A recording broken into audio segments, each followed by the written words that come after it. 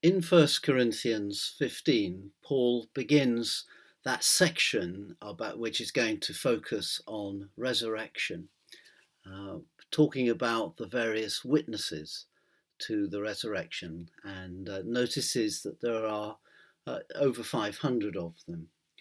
But he's more concerned that the Corinthians understand not simply the physical fact, if you like, and the level of experience and witness of the facts of the rising of Christ, but that they take it to heart and grasp its meaning. Well, he needs to first of all assert that the resurrection is real. And for our time, I would say two things. One is, it is of course completely reasonable for people to think resurrection is an absurd idea. It's not what we experience. It seems like pie in the sky. Uh, at the same time, I would suggest that the developments in science stretch our minds in new ways and encourages us to think outside of the box and to recognize something about the possibilities here and not to just quickly dismiss. So I want to suggest that actually the resurrection is a reasonable and it's an established fact. But of course, it's astonishing and it changes the entire way we view life once we take it on board as thoroughly as I think Paul is trying to get the Corinthians to do. I'm going to read from 1 Corinthians chapter 15 at verse 12. I'm going to cut out some verses because there are several threads in what Paul says about resurrection. And I'm just going to follow through in what I hope is a simplification. Don't usually like doing this, but it would take us too long to do anything different. Verse 12. If it is preached that Christ has been raised from the dead, how can some of you say that there is no resurrection of the dead? If there is no resurrection of the dead, then not even Christ has been raised. And if Christ has not been raised, our preaching is useless, and so is your faith.